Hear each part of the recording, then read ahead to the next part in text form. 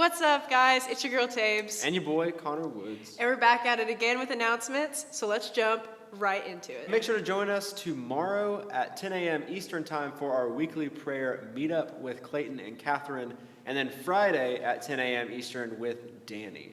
Hope to see you guys there. And make sure you guys are still tuning into D groups and F2 every Thursday at 7:30. And to get there, you go to ukbcm.org/groups. Also, make sure to tune in every Saturday at 10 a.m. for Saturday morning cartoons. You can find all of that and more events and updates on our social media at UKBCM. Make sure to follow us there, and we will catch you all on the flippity flip. Hey guys, and welcome back to Elevate. We are super excited to have you tuning in again every Tuesday at 7:30. Tonight we have Ethan Strader, who's going to come and share his testimony with all of us, and then Alison Brown, our administrative assistant, is going to be speaking on the book of Daniel to continue our series through the Old Testament. So we're super excited that you guys are joining along, and let's go ahead and listen to Ethan and Alison. Hey everybody, my name's Ethan. I'm just going to be sharing a little bit about my story. So I didn't grow up in a Christian household. I didn't go to church growing up, things like that. That just wasn't my childhood.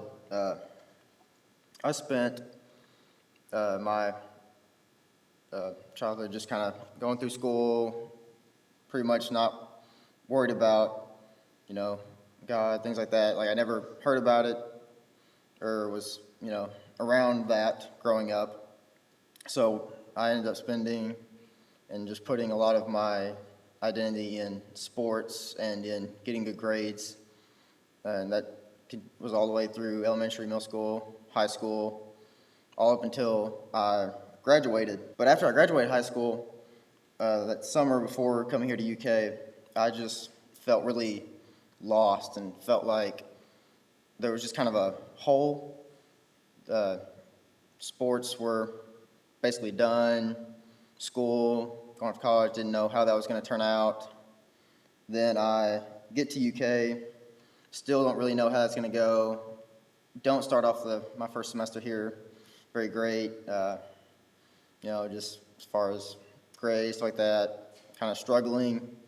And my solution was to try and fill that hole that I felt like I had. And to do that, I decided that joining a fraternity was going to be the way to fill kind of that void. And so I did that. I went through the whole process, about to join everything, and then a little bit right before, combination of things, piling up mistakes, just dumb decisions, things like that, and it just kind of had been building. And then one day I just woke up, and I was like, this just isn't the path for me to take. I got to change something needs to be done differently. And didn't know what that was or what I needed to do differently, but I just realized that the change had to happen. And it was about that time that I was invited to the BCM by Josh Kirk, who I'd met during a run club and things like that. And so I came to the BCM, came to an Elevate, and for some reason just didn't stop coming back. I just kept, coming back every Tuesday, Thursdays for F2, things like that. And then it was around October we had a freshman lock-in. And it was during that lock-in that I first heard the gospel just kind of explained out to me and things like that. And that's when kind of the light bulb moment, I guess, it kind of happened. It was just, I heard the gospel first time, and I realized that's what that hole was I've been trying to fill with sports, school, joining that fraternity. Like, that was the hole that I felt. That the only thing that was going to fill that was a relationship with God, and Jesus was, the way to do that. That night, I accepted the Lord, and from that point, I just kind of had to learn kind of who God was, what it meant to kind of have a relationship with Him, things of that nature, because I was all brand new, just something I'd never heard before. So I ended up getting baptized in January in this room, actually, which was amazing. And then around that time, I was kind of thinking, okay, I'm wanting to build this relationship. Now, how can I serve? What can I do to, to start serving and building and just continuing on? And that was just kind of trying to figure that out. Road rules came, spring break, and that's when I really figured that out during road rules, just how I love to serve.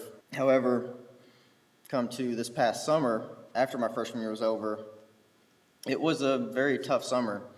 The BCM had pretty much become like my new family, and having to go back home to Western Kentucky was really rough. Felt kind of disconnected and things of that nature.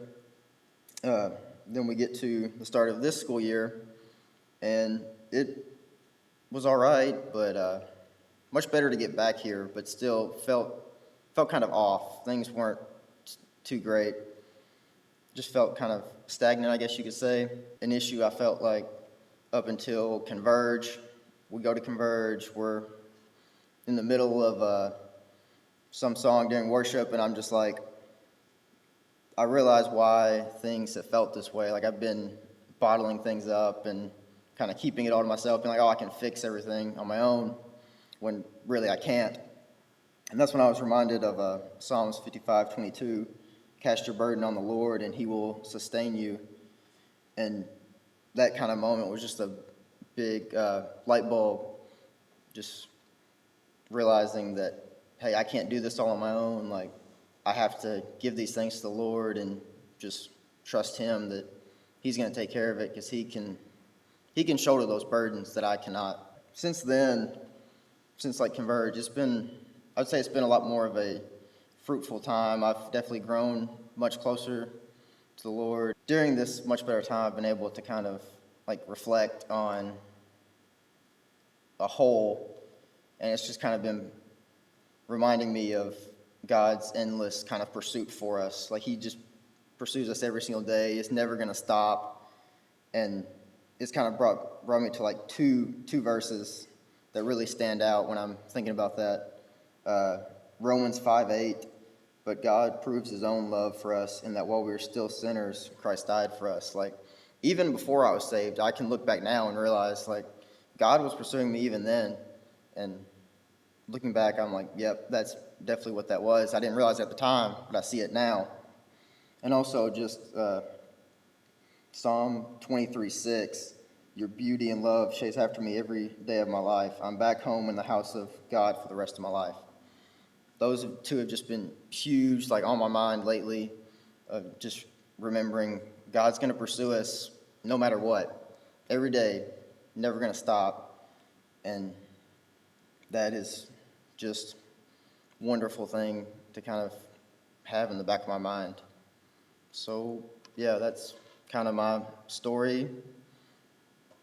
Just part of my testimony. Yep, that's all I got.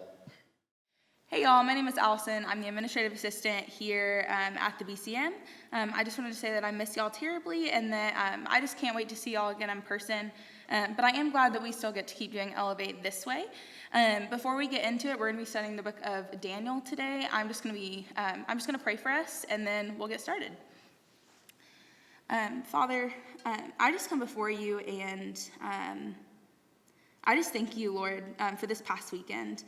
Lord, I thank you for just the fact that we can celebrate Easter and Good Friday, and Lord, just for your death and your resurrection so that we could have a right relationship with you.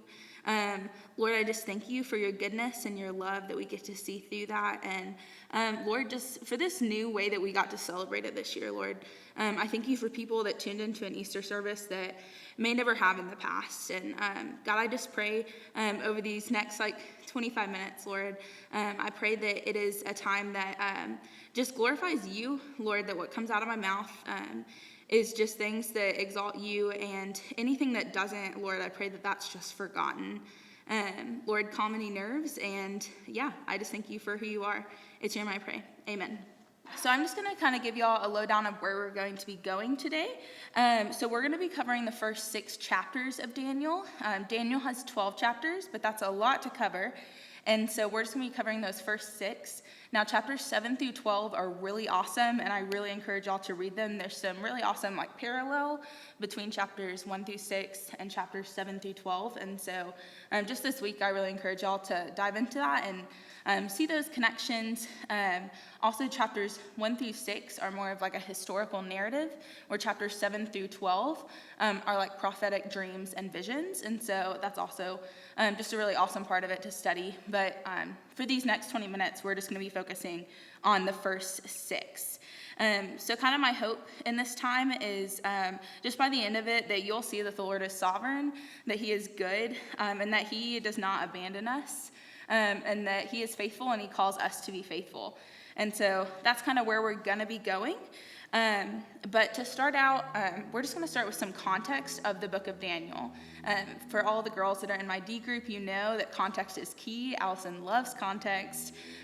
We spend a lot of time studying that and how to do that in our discipleship group. And so we're going to go over that together first. And so who is Daniel? Daniel interpreted dreams and visions. His name means God, my judge. And he was a part of the royal court in Babylon from around 605 BC. That's when the exile happened in Jerusalem, to around the 3rd year of King Cyrus, which was around 536 BC. And so before that, he was a part of the royal court, the higher ups in Jerusalem.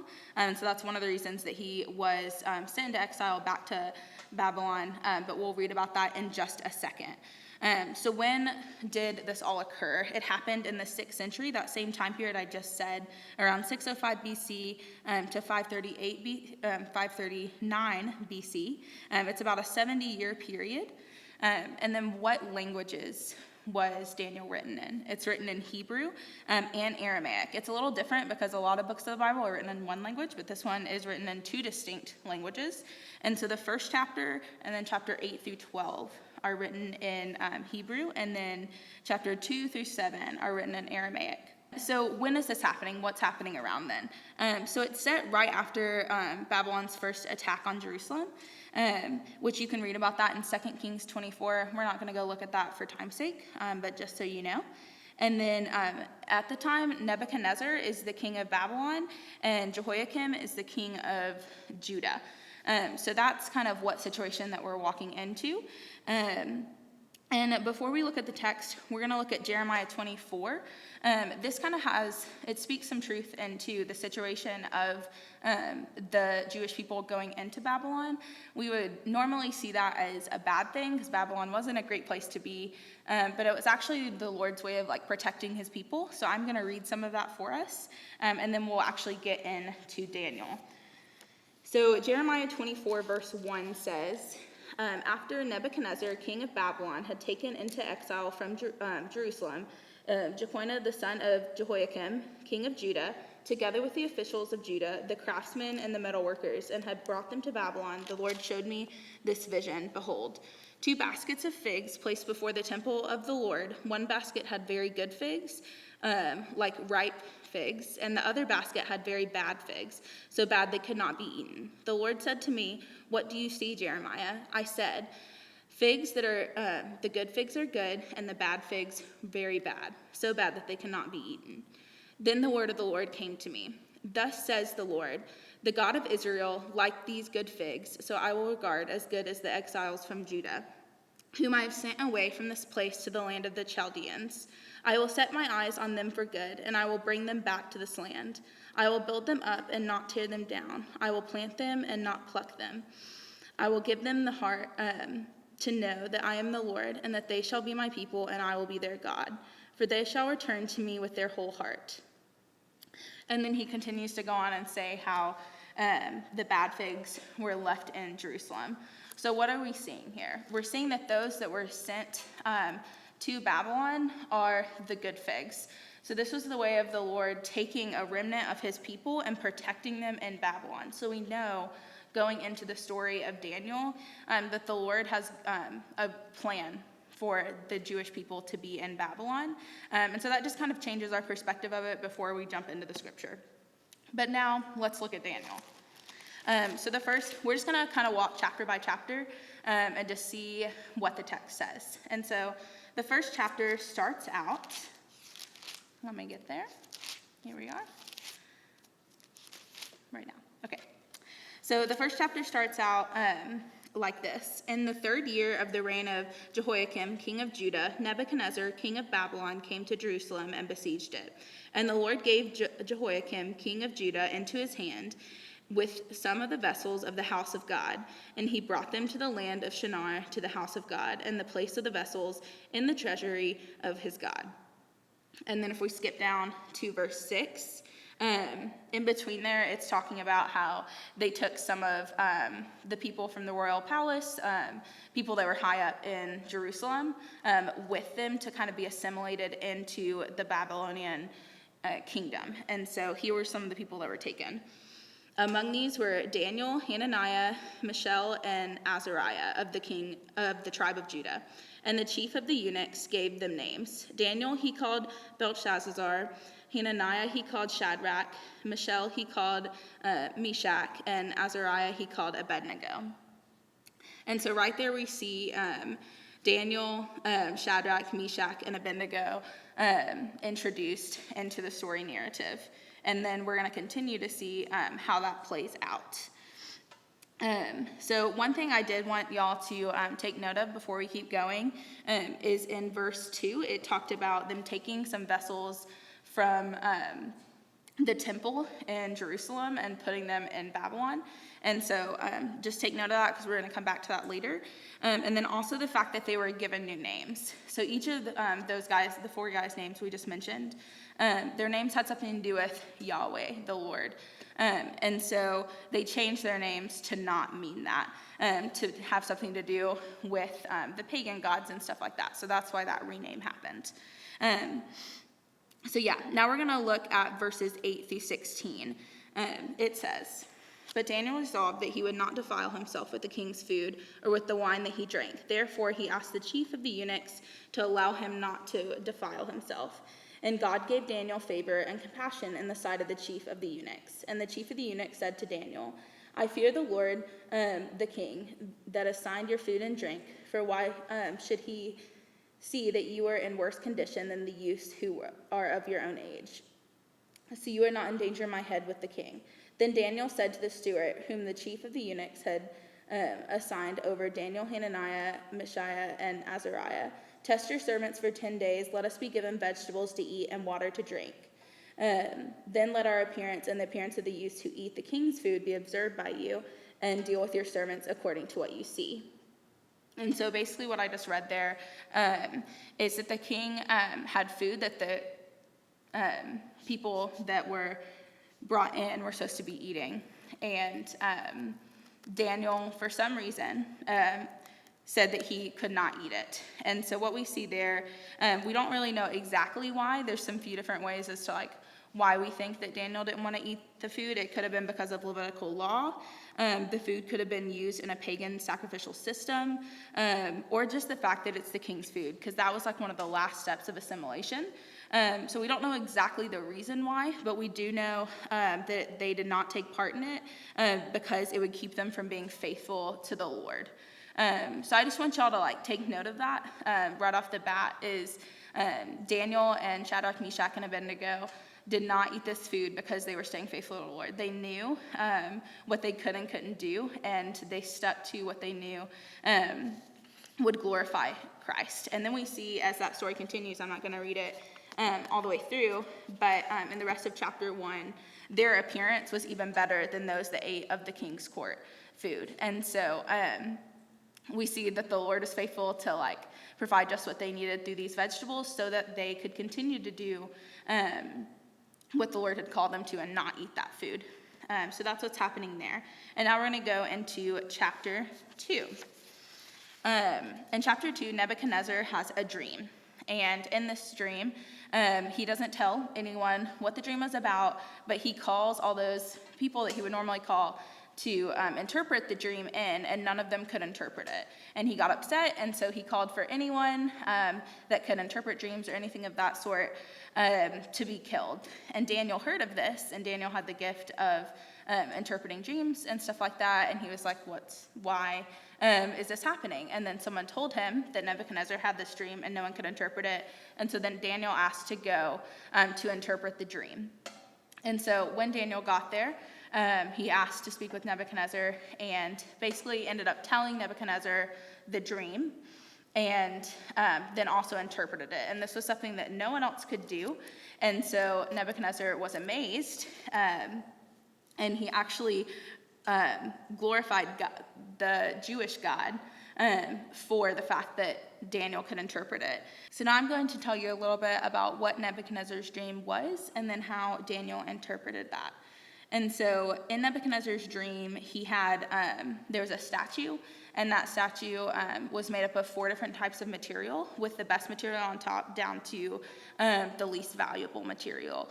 And when Daniel interpreted that, he said that that top material, the head, represented Babylon, and then the other materials underneath were representing other kingdoms that would come afterwards. But then there was a rock that came in and hit the statue, and it broke it down and then became a giant mountain. And so what this was representing was the Lord's kingdom coming in, and that the Lord is more sovereign than any of these kingdoms that were a part of that statue. And basically represented the fact that, yes, there are these kingdoms and they rule now, but the Lord is over all of them and is in control. So we see just the fact of like God's sovereignty and God's glory being made known in that dream. And so that is why in verse 47 of chapter 2, we see Nebuchadnezzar praising God. And he says, "The king answered and said to Daniel, 'Truly your God is God of gods and Lord of kings and a revealer of mysteries, for you have been able to reveal this mystery.' Then the king gave Daniel high honors and made great gifts, and made him ruler over the whole province of Babylon and chief prefect over all of the wise men of Babylon. Daniel made a request to the king, and he appointed Shadrach, Meshach, and Abednego over the affairs of the province of Babylon, but Daniel remained at the king's court." So that last verse is important to know for the sake of the next story we're about to walk into. So Daniel remained in the king's court, and then Shadrach, Meshach, and Abednego were ruling in Babylon. So now we're going to be looking at chapter 3 and the story of Shadrach, Meshach, and Abednego in the fiery furnace. So how this starts is the first 7 verses. It's basically Nebuchadnezzar having an idol set up of himself, and then every time music plays, the people are supposed to bow and worship this idol. And he heard that Shadrach, Meshach, and Abednego were not bowing and worshiping to it, and that made him upset. And so he went to Shadrach, Meshach, and Abednego and said this: "Is it true, O Shadrach, Meshach, and Abednego, that you do not serve my gods or worship the golden image that I have set up? Now, if you are ready, when you hear the sound of the horn, pipe, lyre, trigon, harp, bagpipe, and every other type of music, to fall down and worship the image that I have made, well and good. But if you do not worship, you shall immediately be cast into a burning fiery furnace. And who is the God that will deliver you out of my hands?" So before we go into Shadrach, Meshach, and Abednego's response, I just want to take note that there were a lot of Jewish people that were sent into exile, and they were living in Babylon. And so they were there when this statue was built, and Shadrach, Meshach, and Abednego were the only 3 that did not bow. And so that means that there were Jewish people that were bowing down to this image. And so before we look at their response, I just wanted to ask y'all the question of, are you living like Shadrach, Meshach, and Abednego? Or are you living like the Jewish people that were bowing down?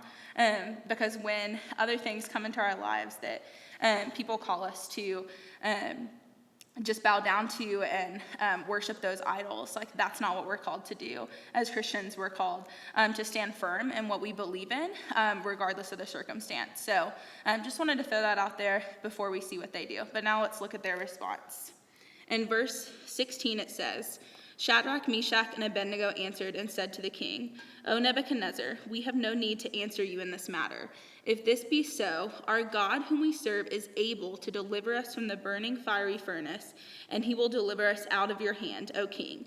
But if not, be it known to you, O king, that we will not serve your gods or worship the golden image that you have set up.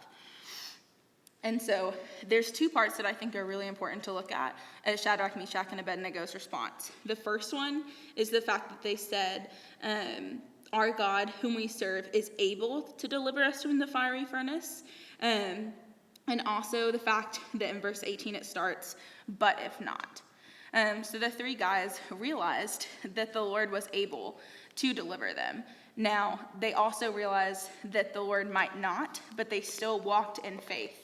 And so this is not a story telling you that if you have faith and know that God is able, then he will save you from every trial, that he won't let you walk through them or anything like that. That's not what it's saying.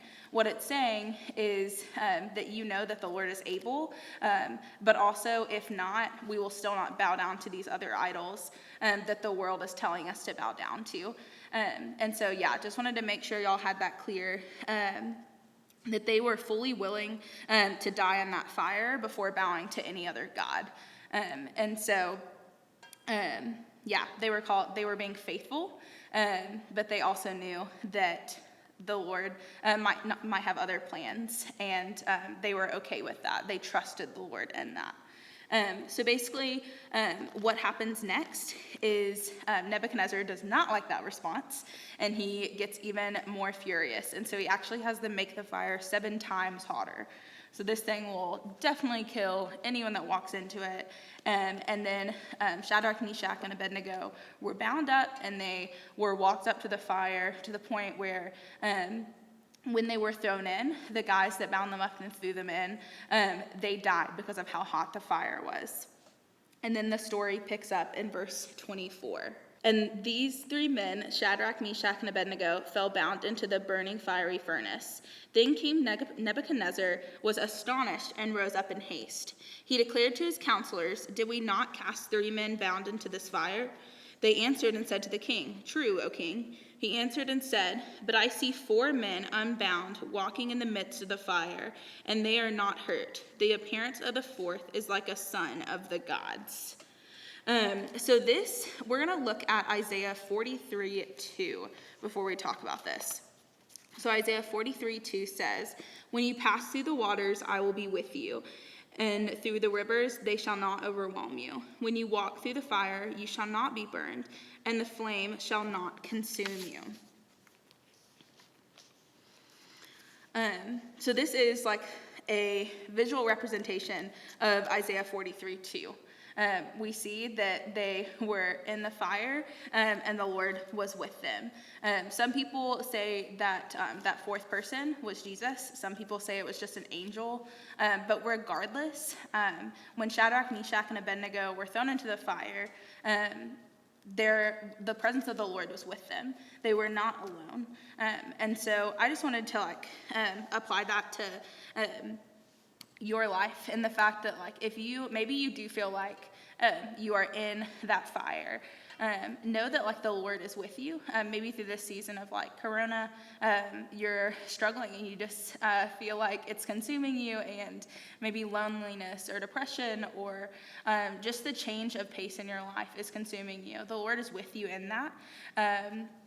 And he will deliver you through it. It may not look like the deliverance that you think it's going to look like we said, that Shadrach, Meshach, and Abednego said, "But if not," so it may not be what we think, but the Lord is with us and walking through that trial with us.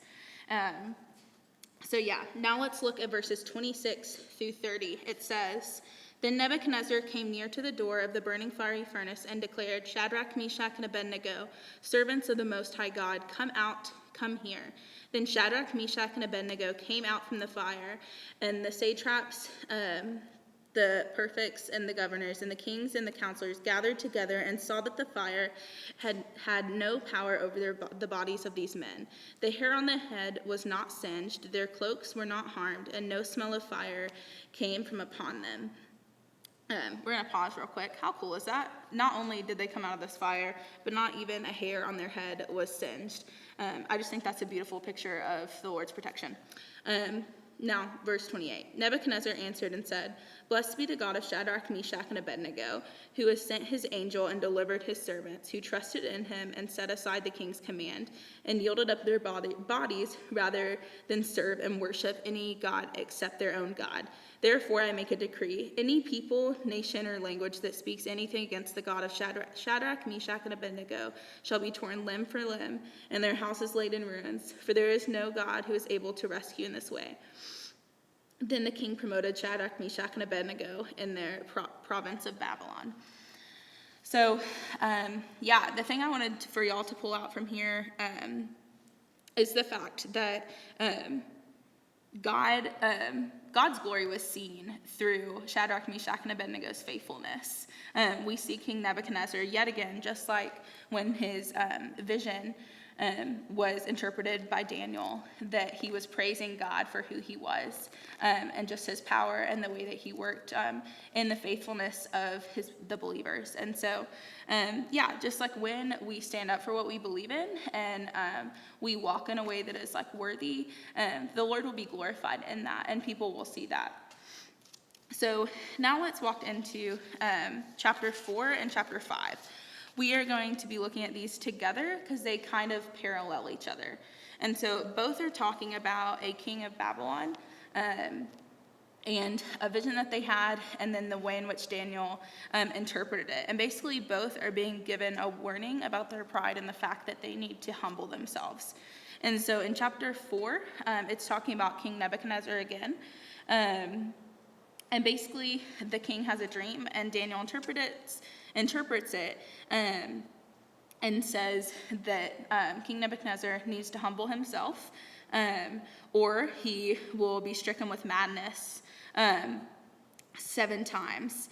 And the king does not heed his warning, and so it comes to fruition, and the king is stricken with madness. But at the end of that, the king humbles himself before God and is restored as king. And actually the last words we hear about King Nebuchadnezzar in Daniel is verse 37 of chapter 4, which says, "Now I, Nebuchadnezzar, praise and extol and honor the King of heaven, for all of his works are right and his ways are just, and those who walk in pride he is able to humble."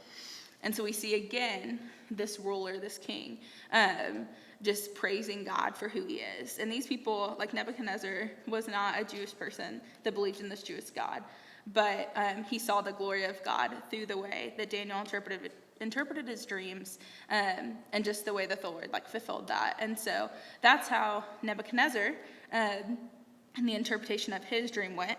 And then in chapter 5, we see the interpretation of Belshazzar's dream. Actually, it was a writing on a wall. So basically, in chapter 5, we see that Belshazzar has a party, and they decide to drink from the vessels. This is where I said you need to remember in chapter 1 and verse 2, where it talks about the vessels were taken from Jerusalem and brought into the Babylonian kingdom. And so basically Belshazzar chooses to drink from those. And even when they took those things, they still regarded them as high up and holy, and so no one really messed with them. So the fact that Belshazzar chose to drink from them was not good. It was a blasphemy, but he did it anyway. And so right after they were drinking from these vessels, a writing came up on the wall and no one could interpret it. And so then someone came to Belshazzar and said, "Hey, what about Daniel?" And so they bring Daniel in, and Daniel interprets it.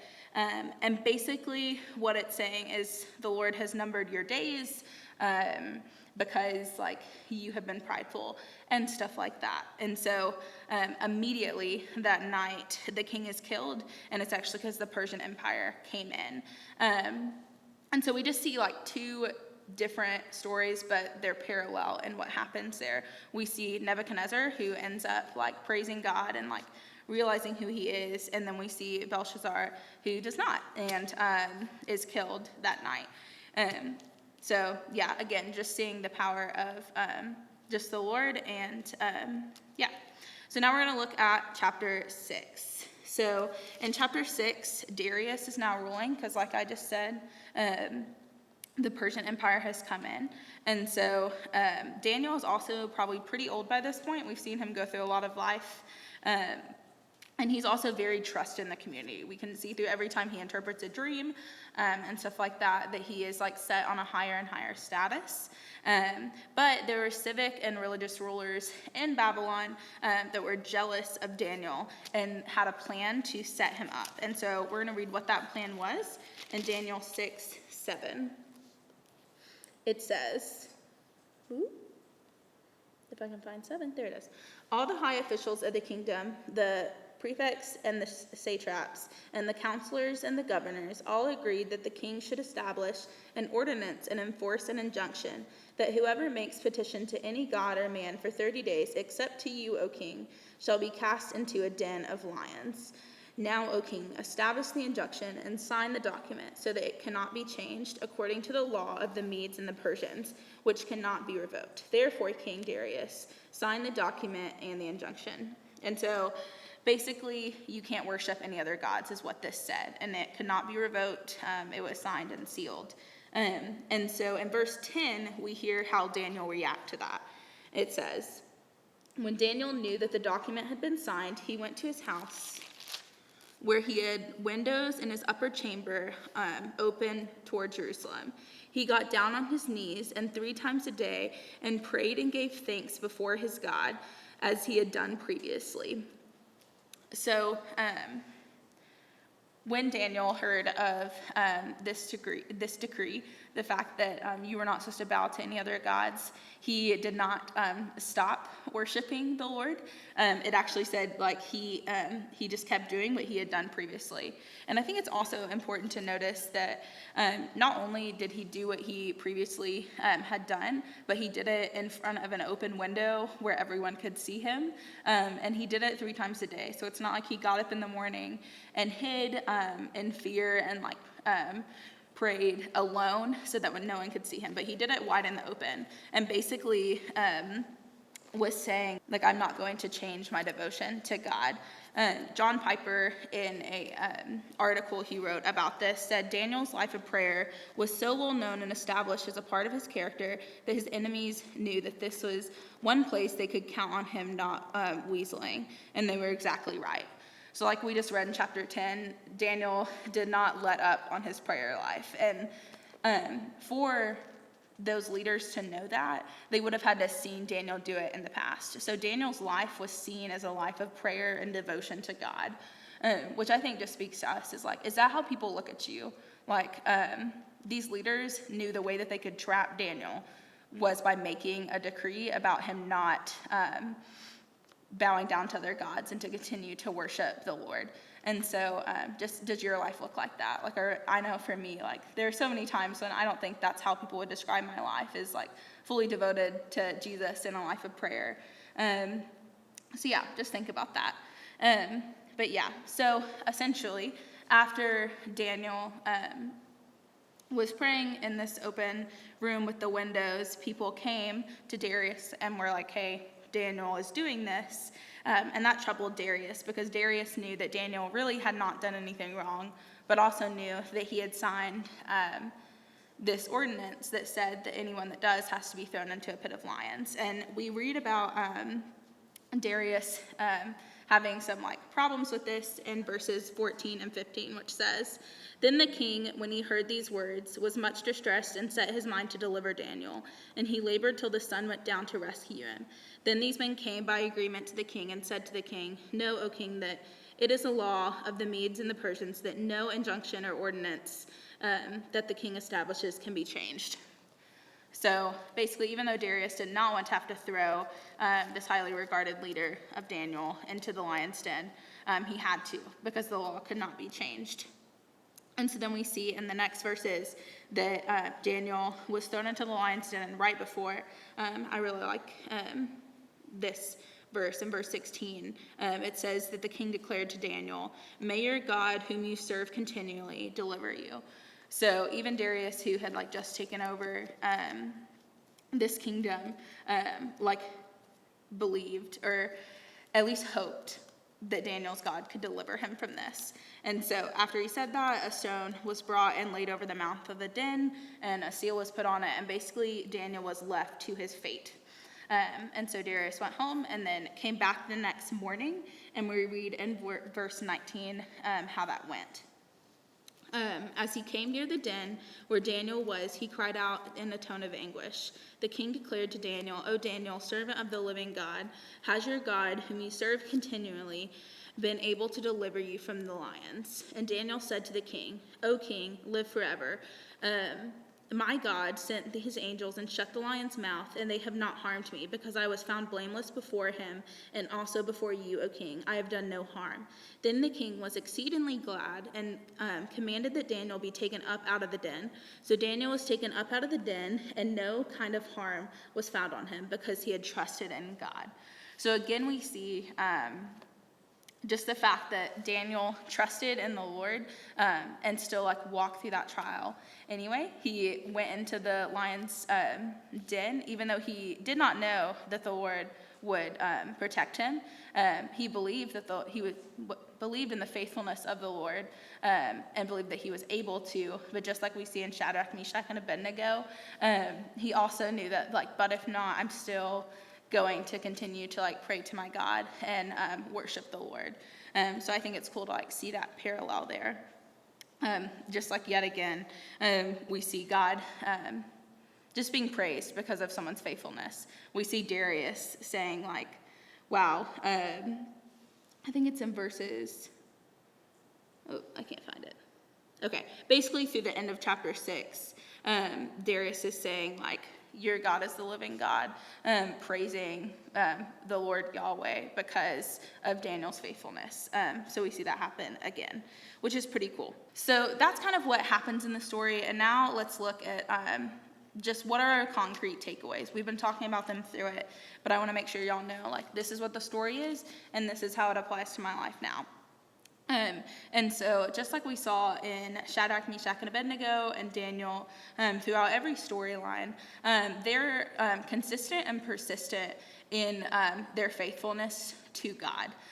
They will not let up because of what the kings and rulers were telling them to do, but they continued to just be faithful to what the Lord had called them to do, whether that was only eating vegetables, or whether it was walking into the fiery furnace or going into the lion's den. They were willing to go and do those things because they trusted in the Lord, and they wanted to do what was right in the eyes of God.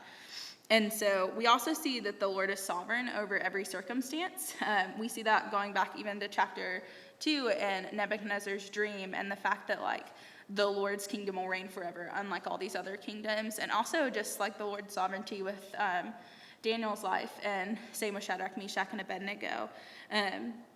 And so we also see that the Lord will never leave us. He will also never forsake us. And so with Shadrach, Meshach, and Abednego in the fiery furnace, the Lord is with them. And so just like we talked about earlier, when you're walking through any trial, the Lord is with you, and he is in the midst of it with you. We think of Jesus and the fact that he came and he lived a perfect life, and he was tempted in every way. And so he knows exactly what we're walking through, and he walks through those things with us.